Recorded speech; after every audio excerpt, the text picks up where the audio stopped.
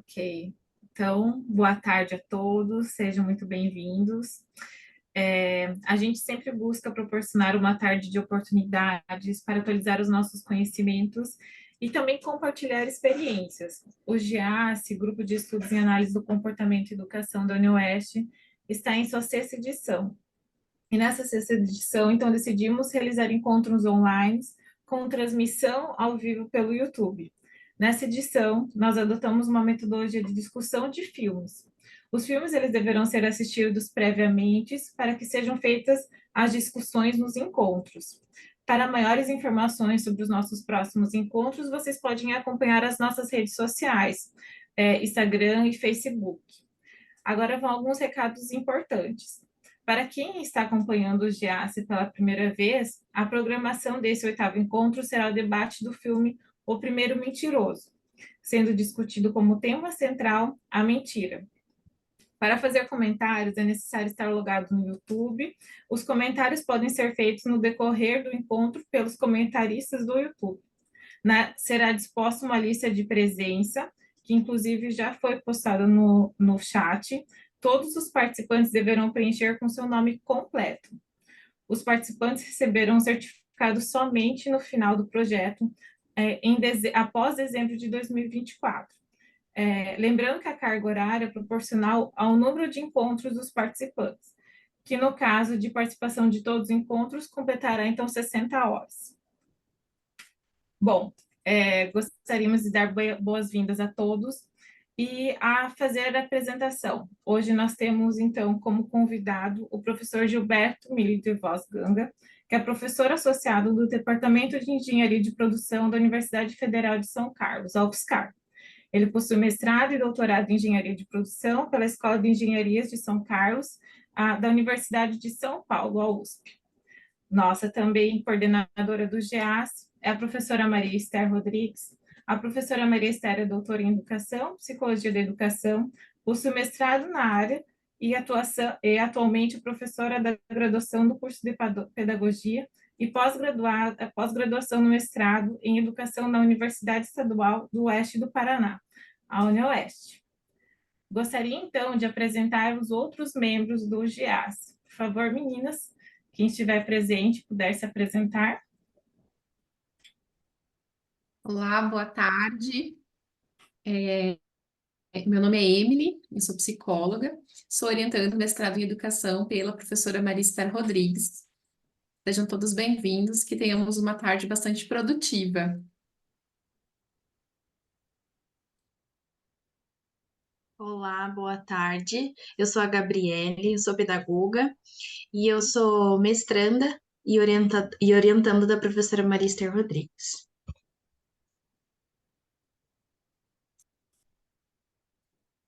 Boa tarde, eu sou Elisandra, sou mestranda da professora Maria Esther Rodrigues.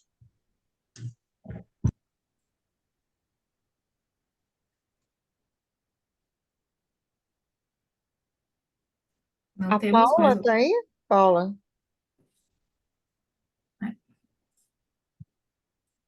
Eu não sei se essa Emanuela é a Paula, mas pode se apresentar também, Thaisa. Fique à vontade, porque você também é Jepsi agora.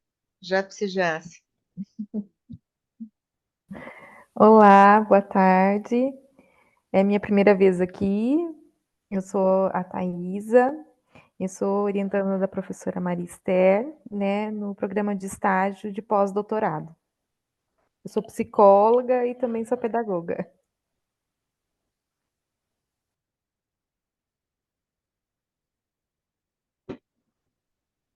Muito bem, então, sejam todos muito bem-vindos. Então, meu nome é Monicelli, eu sou professora, sou psicóloga e sou mestranda, então, na UFSCar, no curso de Educação Especial.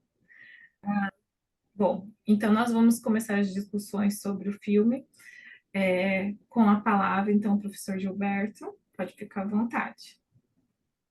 Bom, boa tarde a todos. Eu gostaria de agradecer a oportunidade, convite da Monicelli, depois o convite da professora Maria Esther. Então, para mim é um prazer muito grande. Confesso que no início fiquei meio com medo, né? A gente parou de compartilhar a tela aqui, Mônica. Tá normal? Vocês estão me vendo, ouvindo? Sim. Sim. Tá? Porque estava aparecendo, agora voltou de novo. Então eu fiquei meio receoso no início, né, de participar de um grupo de análise do comportamento. Filmes eu gosto bastante, né? E a Monticelli me deixou bem tranquilo. Ela falou, não, é justamente isso que a gente quer, né? Algo que seja como um projeto de extensão, que tenha um impacto na sociedade mesmo, que extrapole os muros da universidade. Então, fiquei bem à vontade nesse sentido. Confesso que no início me senti até desafiado, mas depois de assistir o filme, gostei bastante, né? Espero aí aprender bastante com vocês. Eu, eu confesso que eu fiquei meio perdido assim em relação à maneira de conduzir a minha participação, então peço desculpas de antemão se eu fugir um pouco do protocolo que vocês geralmente conduzem, tá? Eu fiz um roteirinho aqui, na verdade, uma leitura que eu fiz hoje de manhã, como se fosse a minha fala, mas na verdade eu vou modificando aqui à medida que eu vou lendo, tá? Mais para a gente levantar os pontos de discussão da parte de vocês, tá bom? Então vamos lá. Qualquer coisa pode me interromper, né? Eu acho que o mais importante aqui é ter um grupo informal, né? De que se as dúvidas surgirem, a gente pode ficar debatendo, tá? Bom, logo de início, né? Eu assisti o filme há bastante tempo, né? Há uns 40 dias atrás, logo que a Monicelli me convidou. E gostei bastante no dia. Mas à medida que foi se aproximando aí a data da apresentação, eu falei, eu preciso assistir de novo, né? Porque aí vem o métier de professor, né? Aquela visão, não, preciso me preparar melhor, né? Então eu assisti o filme ontem à tarde, né? Então foi bom para reavivar aí as impressões que eu tinha e trazer outras impressões aí, principalmente à luz aí da análise de comportamento, né? Então a primeira coisa que eu olhei, como eu gosto bastante de filme, foi a tradução do título, né? Então, o título em português é O Primeiro Mentiroso, mas o título original é A Invenção da Mentira. Então, eu achei que está bem correspondente, né? Geralmente, às vezes, por aspectos marqueteiros, aí, eles mudam muito o título do filme, mas eu achei que está bem condizente aí com a proposta original, tá? No início do filme, né? Eu não vou aqui narrar novamente o filme, mas existe um narrador, uma terceira pessoa, que descreve, né, o contexto como uma sociedade humana que não desenvolveu a habilidade de mentir. Então, ele diz lá: todos dizem sempre a verdade, mesmo que ela seja dura demais. Mas uma coisa que me chamou a atenção, eu não sei se talvez seja proposital isso na geração do filme, é que assim, a verdade é preconizada como principal princípio moral, né, daquela sociedade. Mas há outros deslizes morais que vão sendo descritos ao longo do filme que para mim salta aos olhos, né? Então, por exemplo, eu coloco aqui, quando os colegas de trabalho do Mark, eles falavam pelas costas, né, que ele era uma bicha gorda, ou aquele colega de trabalho invejoso dele, que falou para ele que tinha ódio, né, aí até faz parte do contexto, né, então cabe dizer sempre a verdade, mas que ele tentou fazer a cabeça de várias pessoas contra o Mark, né? Ou quando a Ana termina com o Mark envia o e-mail e todo mundo da empresa viu o e-mail, né? O policial que se mostrou apto a receber propina. Então eu achei uma incongruência, mas eu acredito que de maneira proposital que o filme tenha colocado. Eu acho que é um filme que tem um teor educativo muito alto, né? Então foi uma escolha assertiva aí da Monitieri, da professora Marister, dos outros membros do grupo. Eu acho que é um filme que dá para se trabalhar bastante no ambiente escolar, né? E traz essas nuances diferentes, né? Porque a princípio, se a gente quando eu assisti a primeira vez, me veio aquela impressão, né? Olha, é uma sociedade perfeita. Então ninguém mente, todo mundo faz a coisa certa, não. E à medida que eu fui assistindo o filme, eu fui percebendo, né? Entre aspas, esses deslizes morais, né? Então, até certo ponto, aqui, pessoal, eu vou trazer mais perguntas do que análises para vocês. Eu acho que o meu papel como convidado é esse, né? Cabe a vocês, analistas do comportamento, desdobrarem aí os meus apontamentos, né? E a primeira incongruência é essa, né? Como que é possível, né? Ou é comum, ou é normal as pessoas apresentarem, a princípio, uma sociedade que, em tese, só fala a verdade, mas por trás disso apresentarem comportamentos negativos, corruptos? Então fica aí o seu primeiro ponto de interrogação. Não tenho respostas, tá? Aliás, eu quero depois me tornar participante aqui e escutar a análise de vocês para esses pontos que eu estou levando, tá? Oi. Tudo bem, pessoal? Ok? Sim. Mas aí me veio logo no início, né, a questão, o que que é a verdade, né? Há verdades que talvez sejam inquestionáveis do ponto de vista do paradigma científico, né? Eu sou professor de metodologia de pesquisa, então eu trago bastante fortes comigo, né? Quem já leu Thomas Kuhn, que fala sobre paradigmas da ciência, né? A ciência, ela nunca é verdadeira, ela nunca é absoluta. Sempre existirão novas verdades que vão se tornar, que vão sobrepujar as velhas mentiras e assim por diante, né? Então, a gente, a partir desse pressuposto, o que que é verdade e o que que é mentira, né? Será que existe a linha, ela é tênue entre o que é verdade ou é mentira? Até que ponto a gente avança, em acreditar em uma verdade que pode ser uma mentira, que também vai depender, aí conjecturando também o Einstein, né, o sistema inercial de referência, né? Então a verdade, ela é absoluta para quem emana a verdade, mas será que para quem recebe ela é verdade ou ela é uma mentira, né? Então são pontos aí e diante dessa dialética surge. Então, existe um comportamento que ele é correto ou incorreto, dependendo da verdade ou mentira. Eu gostaria que vocês analisassem isso também, né? Então, se eu digo que isso é verdade, há um comportamento derivado disso. Se eu disse que isso é mentira, há um comportamento. Quais as causas desse comportamento por aquilo ser verdade, por aquilo ser mentira, e que a princípio essa mentira ela é pautada por padrões e valores sociais e não do indivíduo. Então, são questões que eu quero que vocês debatam depois. Aí, durante esse meu texto, eu estou trazendo exemplos que eu estou criando aqui na hora, né? Esse é o mal de professor, então estou me alongando ainda mais, né? Então, o que é uma mentira? É aquele aluno que, que o pai pergunta: o que que você fez hoje à tarde? Você estudou? Lembra que a gente combinou de você estudar todo dia, das 4 às 6 horas da tarde? E o filho fala que sim, mas na verdade ele foi jogar futebol, ele mentiu, ele está na rua, e quando vem a nota vermelha, ele mente, né? Ele fala que tirou nota boa. Ou uma mentira de que, na verdade, existe um filho que tem dificuldade de aprendizagem, que gosta muito de estudar, mas que tem N variáveis no sistema, como um professor que pode até ser ruim, mais a dificuldade que ele tem de aprender. Ele estudou e tirou uma nota ruim. E para não decepcionar o pai, quando ele perguntou se ele tirou uma nota boa, ele disse que sim. Então, as duas são mentiras, mas o que é a linha que separa isso? Porque o comportamento por trás dele induziu a mentira. Também gostaria que vocês depois debatessem essa questão, né? Então, a verdade é que eu acho que sempre depende da trajetória de um indivíduo, da pessoa, né? O teísta está correto em afirmar que Deus, o homem do céu, né, no filme, que Deus existe e que se não fizermos coisas boas não teremos a nossa mansão ou sorvete gratuito no céu? Ou é o ateu que está correto em saber que não existe um Deus do céu, um homem do céu? Ou e eu teria o direito, por exemplo, de dizer a minha verdade, sendo ateu, por exemplo? Então, vamos partir do pressuposto que eu sou ateu e que para mim Deus não existe e que eu tenho essa verdade. Eu consegui.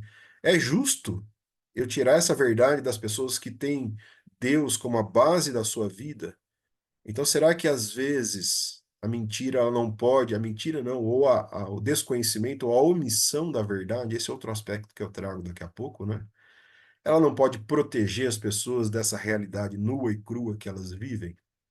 Então, o comportamento de mentir, em algumas situações, ele pode ser pejorativo, ou em outras ele pode ser positivo. É uma pergunta, não é uma afirmação, tá? Nesse contexto, eu trago uma citação de Chico Xavier. Pessoal, eu não tenho uma religião específica, tá? Eu posso dizer que eu sou uma pessoa mais espiritualizada hoje. Já estudei várias religiões, então não tem nenhuma tendência aqui de trazer esse ou aquele aspecto religioso, tá? É só uma citação mesmo. Eu trago uma citação do Chico Xavier sobre ser franco demais, ou ser sincero demais ao querer dizer sempre a verdade. Ele fala assim: sou adepto da verdade, mas acho que a verdade não deve ser lançada na cara de ninguém. Jesus silenciou diante de Pilatos. Naquelas circunstâncias, adiantaria dizer alguma coisa? Graças a Deus, nunca me prevaleci da verdade para humilhar ninguém.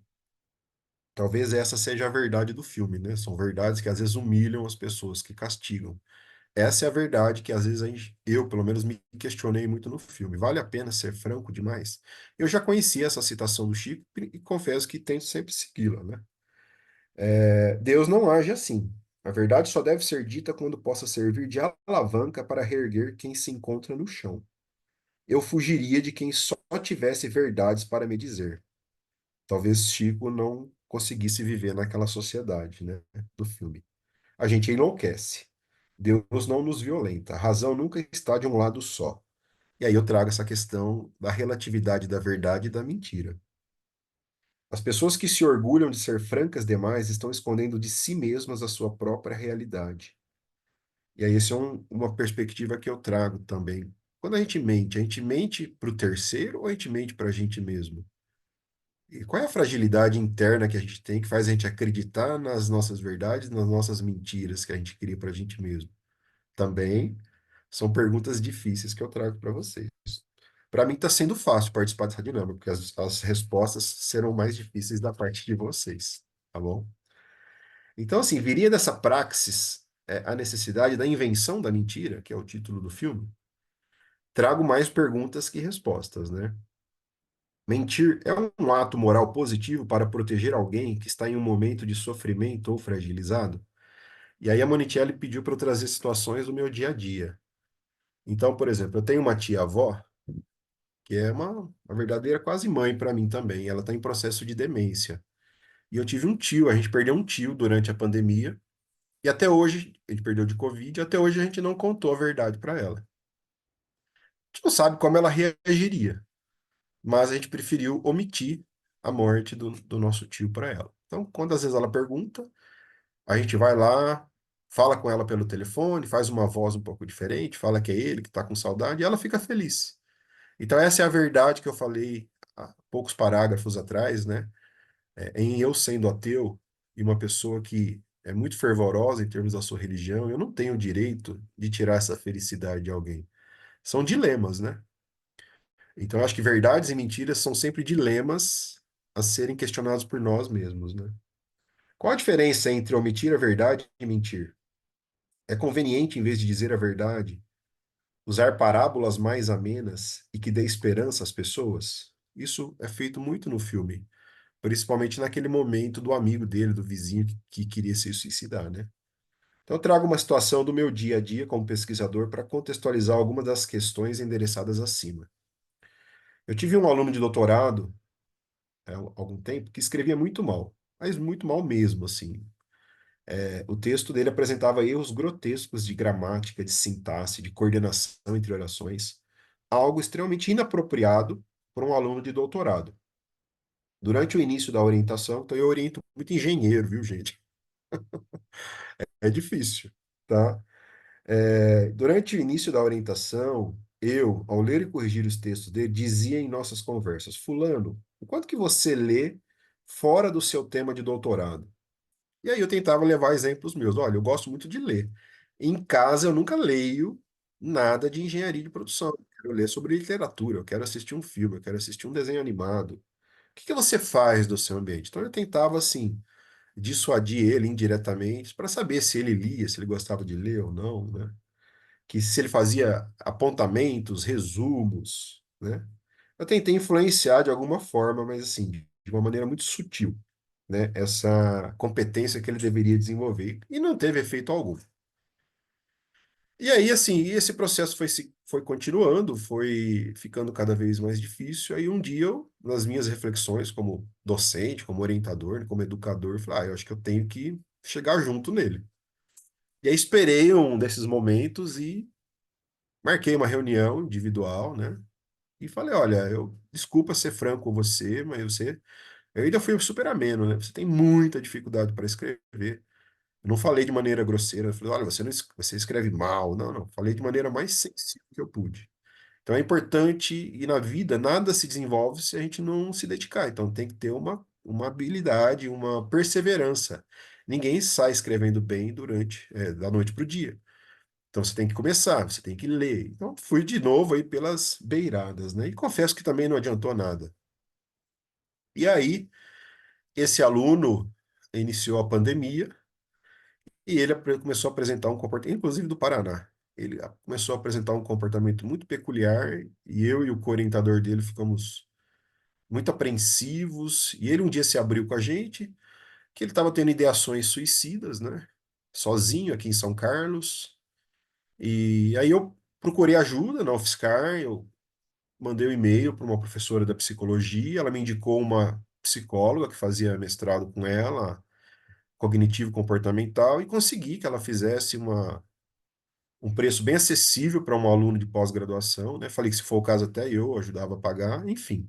Ele não quis fazer, acho que ele fez 2 ou 3 sessões. E aí me veio depois, quando eu assisti esse filme, né, eu fiquei pensando, né?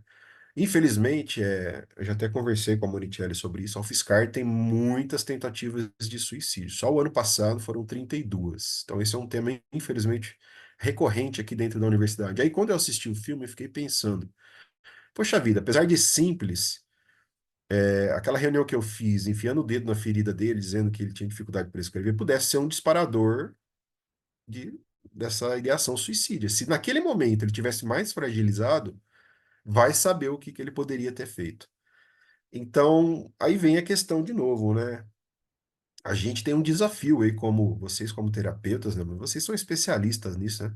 Mas a gente, como professor, até que ponto que a gente pode dizer a verdade, não mentir nunca, né? Mas, assim, omitir algumas situações para que o aluno não caia nesse ciclo de se auto-menosprezar que pode levar a um problema de suicídio. E o filme me levou a refletir bastante sobre isso, né? Que se eu tivesse sido mais abrasivo nos meus comentários, o que poderia ter acontecido com esse aluno, né? Então o filme me trouxe essa reflexão, né? De dizer a verdade absoluta, às vezes a gente tem que ponderar, talvez usar hipérboles ou gradações em dizer a verdade, né? Então foi por isso que eu trago essa linha tênue entre verdade e mentira, omissão da verdade, né? São coisas que eu quero que vocês comentem depois, por favor. Então, será que evidenciar a realidade nua e crua para o trem é correto? No filme, temos o vizinho de Mark, que declarou abertamente que iria se suicidar. E qual foi o posicionamento de Mark?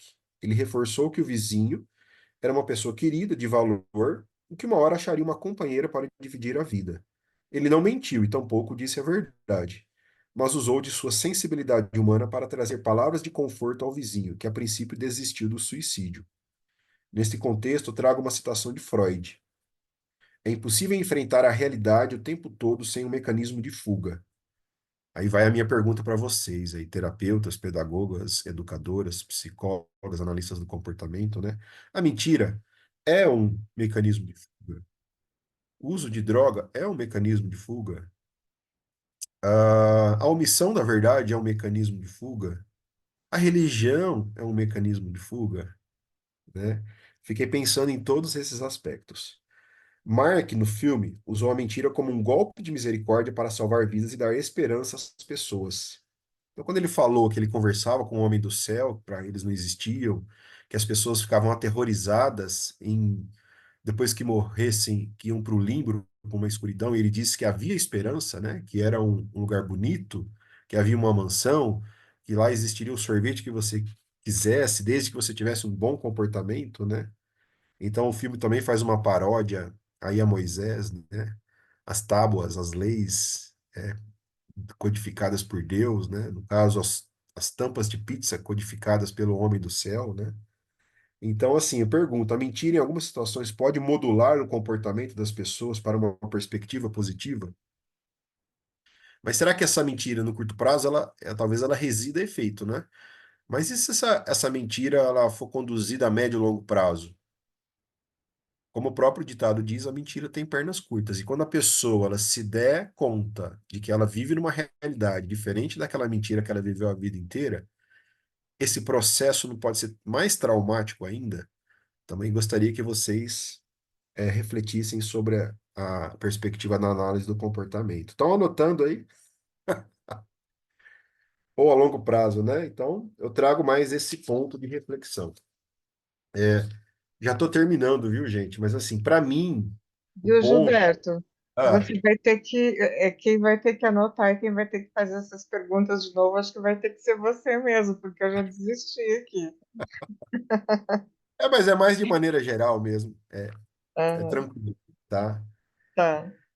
Tá. Para mim, o contexto mais importante do filme que mais me sensibilizou, e já tinha acontecido a primeira vez que eu assisti, né? Na segunda ratificou essa impressão que eu tive.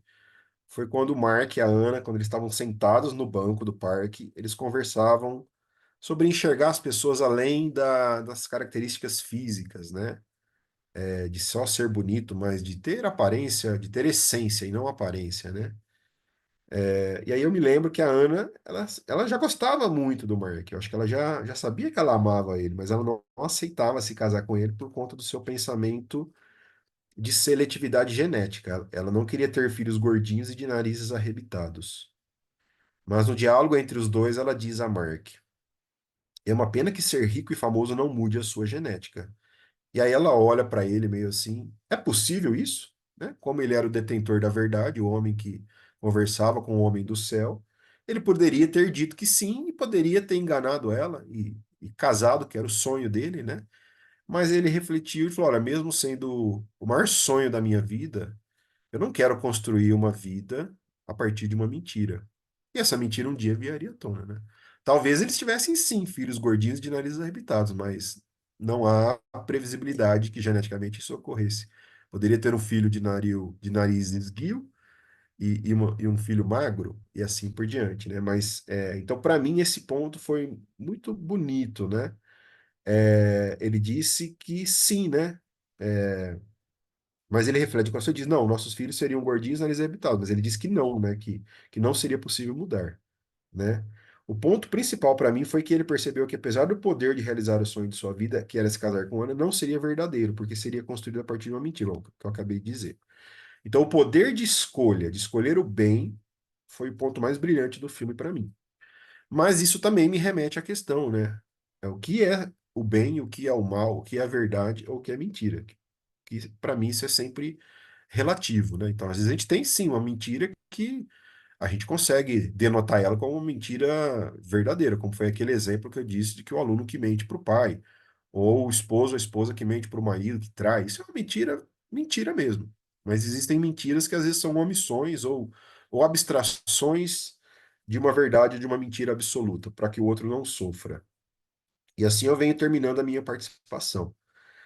Há inúmeras formas de criação de mecanismos de fuga da realidade. Talvez o mais antigo seja a religião, como eu disse.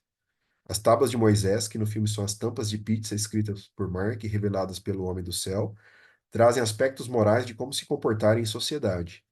Na minha opinião, os textos religiosos contêm algum nível de limitação, por serem sempre escritos por homens, inclusive. E no final das contas, será sempre a escolha individual de fazer o bem ou o mal, de dizer a verdade ou a mentira que farão a diferença na sociedade. O grande dilema que deixo para discutirmos é saber discernir o que é bem, o que é o bem ou o que é o mal, o que é verdade ou o que é mentira, a partir de uma perspectiva individual e também coletiva. Para mim, algo pode ser verdadeiro, mas para você aquilo pode ser uma mentira e vice-versa. Irá depender sempre de suas experiências de vida. Depois de 45 anos de vida, qual a solução que encontrei para esse impasse? Tento não julgar o comportamento da pessoa por praticar a verdade ou a mentira, porque sei que será sempre relativo. Tento sempre compreender o contexto e a trajetória do porquê aquela verdade ou mentira me incomoda. A única certeza que eu tenho é que existe algo dentro de mim que se incomoda com aquela verdade ou mentira ou comportamento. Meu único compromisso é desvendar minhas tramas interiores e tentar seguir um caminho que não faça mal a ninguém. E assim sigo a vida, vivendo dilemas, verdades e mentiras. Eu sou feliz por encontrar sempre novos dilemas que me transformam a cada nova experiência. Agradeço ao homem do céu, agradeço aos homens da terra por todas as experiências que vivi até aqui. Então, peço desculpas aí se eu me alonguei mais. Era isso que eu queria trazer para vocês. Muito obrigado.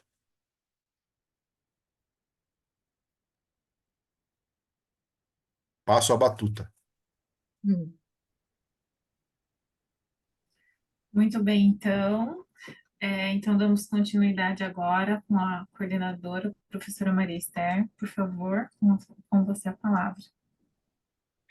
Então, eu queria começar falando sobre uma pergunta aqui no chat de uma pessoa que não consegue preencher a lista de presença, mas nós estamos já com 16 nomes preenchidos, né? É só clicar em cima daquele link e colocar o nome na pergunta lá com resposta de texto curto, que é o nome completo. Não tem segredo, gente. Tá? Né, se os colaboradores aí do JEPS puderem me ajudar a responder essa pergunta aí no chat, eu agradeceria. Então, olha, foi uma discussão bem rica, né? Essa do nosso convidado, o Giba, posso chamar de Giba mesmo, né? O apelido. Por favor. Então, tá bom. Eu confesso assim que eu não sei se eu vou conseguir responder, mas aí no momento assim de uma discussão mais geral, é, a gente pode ir, né? Nem que seja, né, pergunta a pergunta, a gente vai tentando fazer esse desvendamento aí dessas questões, né? Só estou admitindo gente que está entrando aqui ainda. Eu vou retomar um pouquinho o filme, porque algumas pessoas, né, a maioria das pessoas assiste, mas outras não assistem, né? Eu gostei muito de assistir O Primeiro Mentiroso, acho que até porque é a primeira comédia da nossa lista de filmes, né? E é uma comédia, eu adoro comédia, né? Gostei bastante, né, da história do Mark, né, que era um homem comum, né, vivendo numa realidade alternativa, né, um lugar que era semelhante ao nosso, mas com uma diferença importantíssima, né, porque era uma realidade alternativa onde os seres humanos não tinham a habilidade de mentir, né, até poderiam ter outros problemas morais aí, mas a habilidade de mentir eles não tinham, eles simplesmente não conheciam o significado de mentira, né? E eles não eram capazes também, além de não conseguir mentir, eles também não eram capazes de esconder o que eles pensavam e sentiam. Então, eles simplesmente falavam tudo aquilo que eles pensavam, né, e tudo aquilo que eles sentiam sem filtro nenhum, né? O que é uma coisa que, diga-se de passagem, na nossa sociedade é inaceitável, né? Na nossa sociedade, a gente é incentivado a esconder muito do que a gente pensa, muito do que a gente sente, né? E aonde a tal da mentira branca, ela é admitida também, né? Aquela mentira né, que você faz assim enfim, para não criar mais conflitos, né, em algumas situações. Então, ele era caracterizado como uma pessoa fracassada, né, sem sucesso, né, não só na área sentimental, mas no trabalho também, né? Ele era considerado como um profissional medíocre, né? Do ponto de vista da aparência física também, ele não era considerado, ele é um homem atraente, ele era considerado gordo, né? Com o nariz assim meio batatinha, né? E ele estava prestes a ser demitido da empresa onde ele trabalhava, né? Então ele era basicamente alguém fracassado, né? Então, o que torna ele especial no filme é que chega um momento na trama em que ele inventa a primeira mentira, daí o nome original do filme, A Invenção da Mentira, né? The Invention of Lying. Então, esse filme, né, começa contextualizando um mundo onde não existia mentira, né, não existia engano ou mesmo ficção, ou seja, né, tudo que as pessoas diziam era aquilo que elas pensavam sempre, né, se fossem aquelas informações úteis para quem estava ouvindo ou fossem inúteis, né, fossem gerar algum tipo de reação desagradável ou fossem gerar algum tipo de reação agradável, né? Então, tem alguns exemplos mostrados logo no início do filme, né? Por exemplo, da pessoa dizendo: Eu não vou trabalhar hoje, não porque eu estou doente, mas porque eu odeio o trabalho. Meu, seu bebê é tão feio que parece um ratinho, né? Então, era o tipo de coisa que eles falavam com naturalidade. né, umas para as outras. Então, as relações interpessoais no filme tinham essa atipicidade, né, em relação às relações interpessoais na nossa sociedade, né? Agora, por incrível que pareça, né, na nossa sociedade, se a gente falar tudo que a gente pensa, o que a gente sente, a gente realmente vai gerar reações dos ouvintes, né, reações que podem ser, inclusive, de raiva, né, de mágoa, enfim, reações negativas dos nossos ouvintes, né? Por exemplo, um aluno, dependendo da maneira como você fala para o teu aluno, né, que ele escreve, que ele não está escrevendo tão bem, né, ele pode realmente se sentir muito magoado com isso, né? Mas no filme as pessoas falavam assim coisas bastante pesadas e as reações dos ouvintes não eram pesadas, não, elas eram calmas, né? Não, as pessoas demonstravam pouca surpresa com aquilo que ouviam, né? Então, o Mark mesmo, quando aquele amigo dele, entre aspas, né, começa a falar que ele é um perdedor, que está feliz porque ele vai sair da empresa, né? Ao invés dele se sentir ofendido, não, parece que ele até demonstra, não está surpreendido com aquilo, né? Tem uma cena num restaurante em que o garçom vai servir a bebida e diz, eu tomei um gole disso aí, né?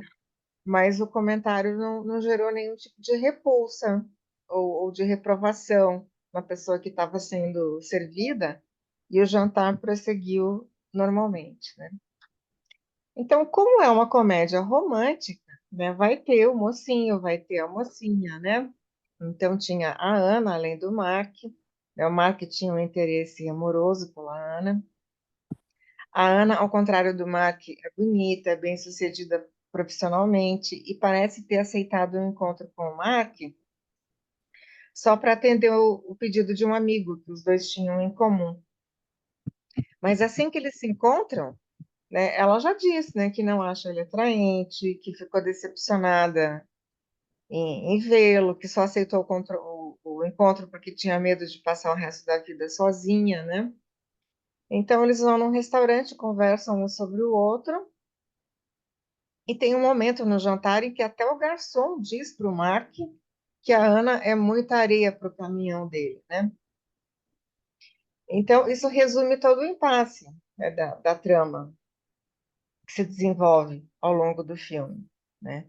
No dia seguinte ao encontro, a Ana termina com o Mark dizendo que não está interessada romanticamente nele e diz por quê, né? Diz que é por causa da aparência mesmo, por causa da situação financeira, da posição na vida, né?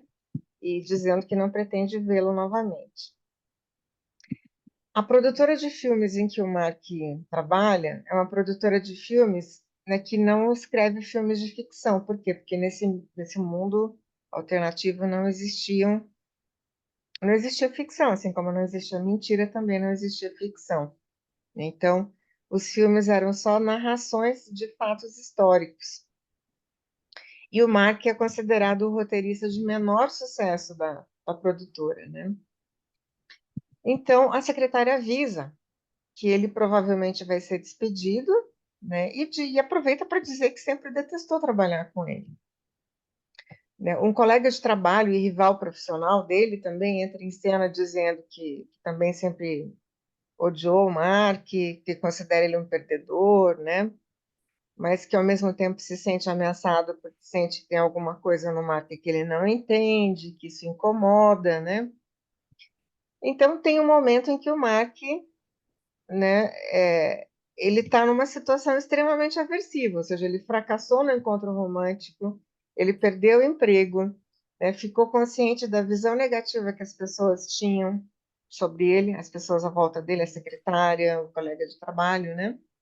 E para completar, ele volta para casa e descobre que não tem dinheiro para pagar o aluguel e recebe um ultimato para deixar o apartamento em 24 horas. Então, é nesse ponto do filme, né, que toda a situação de fracasso, de tragédia do Mark se configura e é onde provavelmente vão se constituir as variáveis importantes, né, para a invenção da mentira, porque o que acontece logo em seguida é que o Mark vai até o banco para sacar os $300 que ele tinha na conta dele, né? Que não eram suficientes para pagar o aluguel de $800. E ao falar com a caixa do banco, ela informa que o sistema está fora do ar e que não tinha como saber quanto o Mark tem na conta, mas aproveita para perguntar para ele, né, quanto era. E num mundo onde não tem mentiras, as palavras têm poder, né?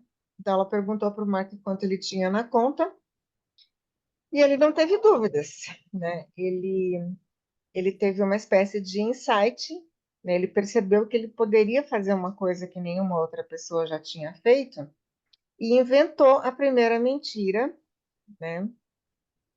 Dando origem a alguma coisa nova na cabeça do protagonista. Então ele diz que quer sacar $800 e essa foi a primeira mentira inventada.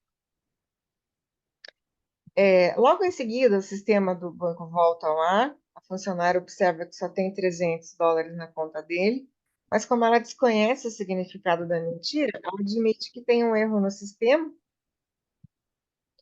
e dá ao Mark todo o dinheiro que ele pediu. Eu, de vez em quando, dou uma paradinha aqui, porque tem gente entrando, né? E daí a gente tem que admitir as pessoas.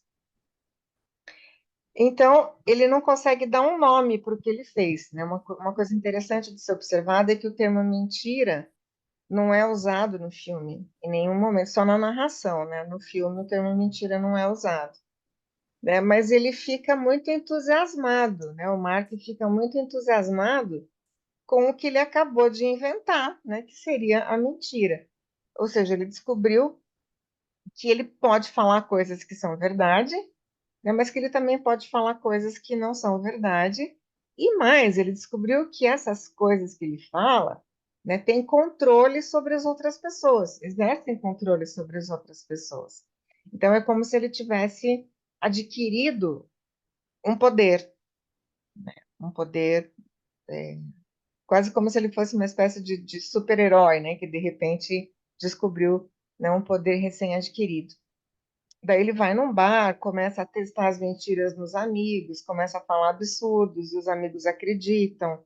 Daí ele muda o próprio nome, ele diz que ele é um domador de leões usando peruca, ele diz que ele é negro, e os amigos não questionam, né? Simplesmente acreditam no que ele está falando, mesmo quando as falas são, né, contradizem ali a realidade do que está acontecendo naquele momento, né? Então, ele, ele passa a entender a extensão do poder que as mentiras podem ter, ou seja, que elas provocam consequências. E ao provocar consequências, elas mudam a vida dele da forma como ele quiser. Ele direciona a vida dele para o lado que ele mais desejar, né? Então, as primeiras providências dele são satisfazer as próprias necessidades mesmo, né? Pagar o aluguel, ir para o cassino, né? Ganhar muito dinheiro mentindo para os administradores do cassino sobre o resultado dos jogos, né? Voltar para o seu antigo emprego com um roteiro fantástico, porém fictício, ou seja, mentiroso, né? Para produzir um novo filme, e chega até a dizer para uma mulher bonita na rua que o mundo vai acabar se ela não fizer sexo com ele. Então, é como se ele realmente descobrisse, né, que ele poderia mudar a vida dele na direção que ele bem desejasse, né? Mas ele também aprende que ele pode usar as mentiras em prol de outras pessoas. Tem um momento lá que ele leva um mendigo para o banco, né, saca muito dinheiro para o mendigo, né? Tem um momento também lá que o nosso convidado aí já lembrou, em que ele mente para o vizinho suicida, né, dizendo que a vida dele vai ficar bem, né? Tem momentos também em que ele leva palavras de esperança para os idosos do asilo, onde a mãe dele está internada. Tem um momento em que ele ajuda a própria mãe, né, inventando a vida após morte, né? O que já nos leva a pensar que o roteirista do filme provavelmente é ateu, porque considera isso uma mentira. E ele convence a Ana também a aceitar um novo encontro, argumentando que ele está diferente. E realmente está diferente nesse momento, né? Ainda que ele não consiga explicar exatamente da onde vem essa diferença. Apesar dele ter dito para a mulher que ele levou para o motel, né, que se eles não transassem o mundo ia acabar, ainda assim ele se decepcionou com a artificialidade, né, com que ele conseguiu esse objetivo e acabou não concretizando a relação sexual e decidiu que ele ia tentar conquistar a Ana, mas sem mentir para ela, né, conquistar pelos próprios atributos. Então tem um determinado momento na trama em que ele é avisado que a mãe dele está se sentindo mal, né, que provavelmente vai morrer muito em breve. Né, no hospital, ela diz que está muito assustada com a perspectiva da morte, né, como a eternidade de vazio, né? Ele se sente muito mal ao ver a mãe falando assim e decide contar uma mentira para fazer ela se sentir melhor. Então ele diz algumas coisas para a mãe, né, que um médico e algumas enfermeiras à volta acabam escutando também, né? Que é dizer que depois da morte as pessoas vão para um lugar muito bonito, onde todo mundo se ama, onde não existe nada além da felicidade. E logo em seguida a mãe do Mark morre, um pouco mais feliz do que ela morreria se ela não tivesse ouvido tudo isso, né? O médico e as enfermeiras que ouviram essa história espalharam essa notícia. Em pouco tempo, a cidade inteira estava curiosa para ouvir do Mark tudo o que acontece com as pessoas depois que elas morrem. E uma multidão se formou na porta da casa dele, né? Com cobertura da mídia, né? Garantindo que o mundo inteiro ouvisse o que ele tinha a dizer, né? Então, ele inventa 10 fatos sobre o que acontece depois da morte, numa alusão aí à Bíblia, né? E fala sobre um homem no céu que controlaria tudo o que acontece no mundo. E isso provoca assim, um certo efeito dominó, né, no mundo inteiro. Né? Todo mundo fica sabendo, então, desses 10 fatos que o Mark inventa. E o resto da trama inteira, né, vai se desenvolver focando os efeitos das mentiras do Mark sobre o mundo. E também sobre o desenrolar do relacionamento dele com a Ana. Em nenhum momento ele se colocou em apuros ou em algum tipo de risco por ter contado uma mentira ou várias. As pessoas continuaram acreditando em tudo que ele diz, garantindo que todas as suas mentiras fossem bem-sucedidas. Ou seja, qual era a consequência ao comportamento de mentir? Né? A consequência era algum tipo de advertência moral sobre isso, algum tipo de punição, né, em relação ao fato de ser um comportamento moralmente inadequado do nosso ponto de vista, né, na nossa realidade? Não, né? O fato é que ele simplesmente mentia, as pessoas acreditavam, ou seja, as consequências eram vantajosas para ele, e ele provavelmente continuou fazendo isso porque as consequências eram sempre vantajosas, né?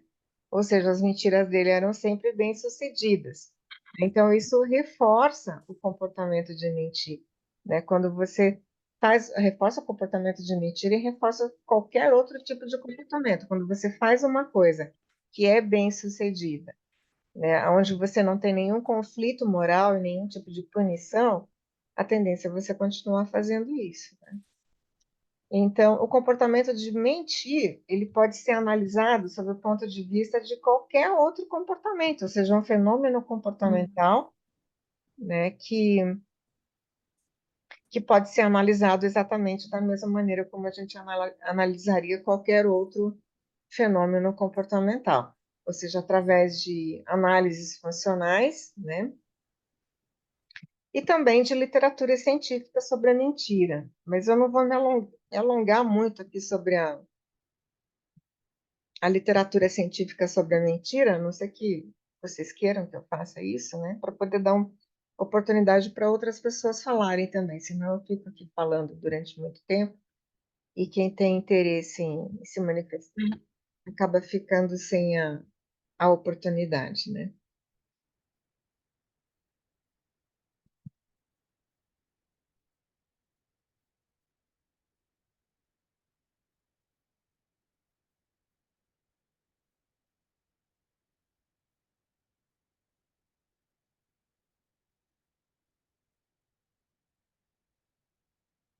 Ninguém quer falar nada?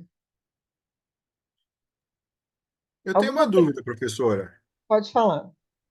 Se eu tiver errado, vocês podem me corrigir, não tem problema nenhum. Eu sempre pergunto para a Monitiele, né, que eu já estudei algumas teorias de psicologia, e como o próprio nome diz, são teorias. Então, eu sempre perguntei para a Monitiele, até que ponto é uma teoria, até que ponto ela realmente explica o comportamento.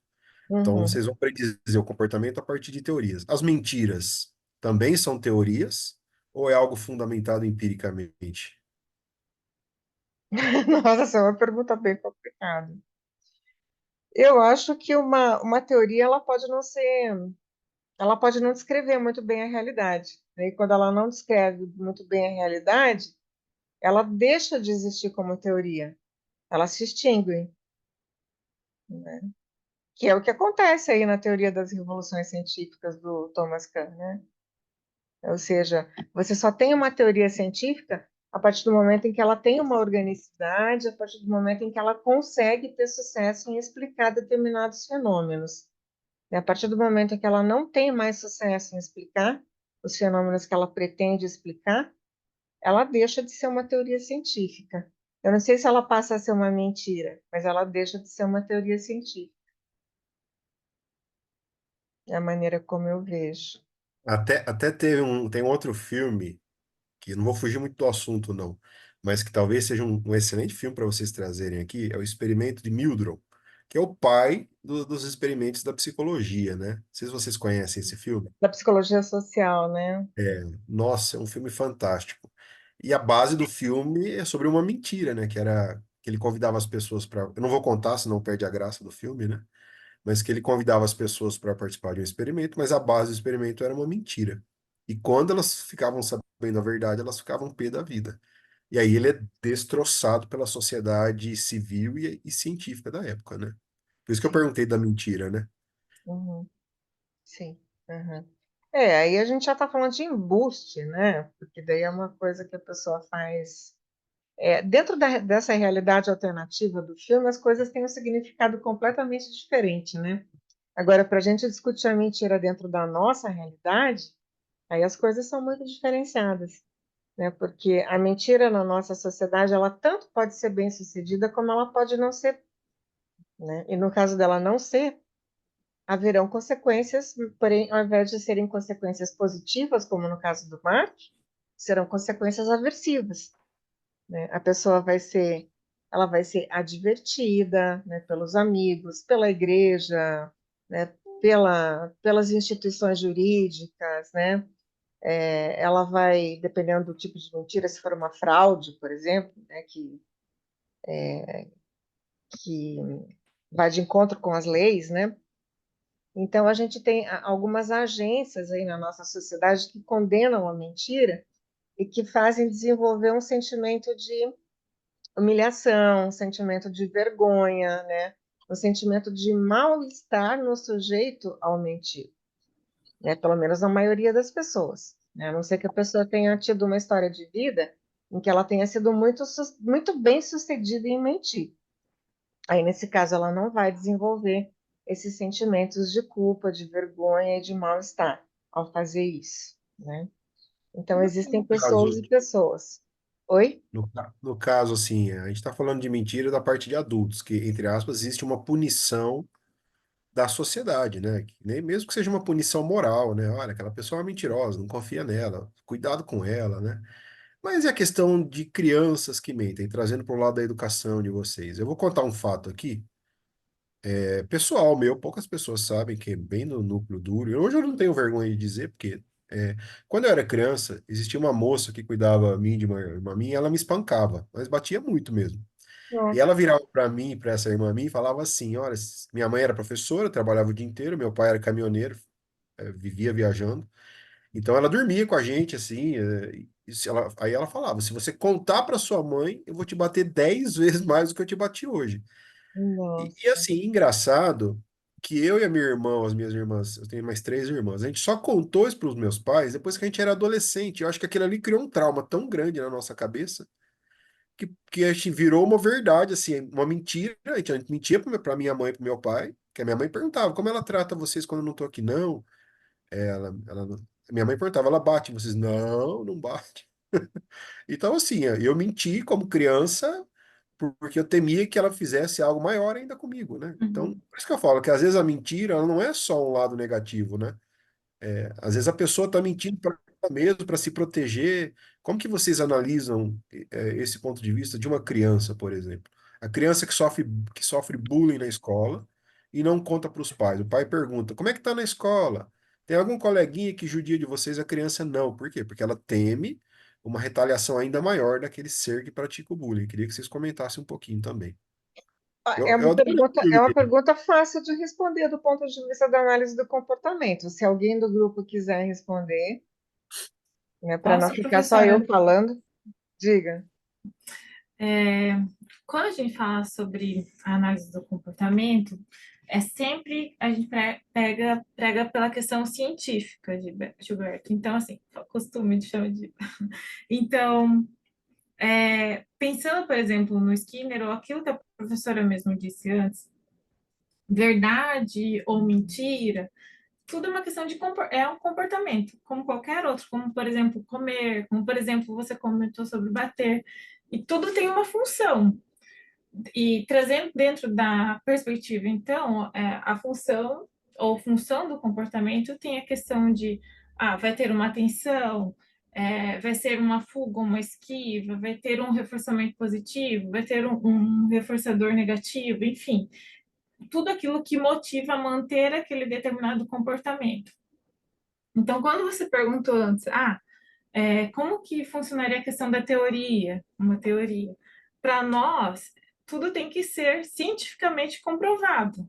Do contrário, porque teorias qualquer pessoa pode criar algo e entender que isso é a verdade, né? Como a gente fala aqui sobre verdades.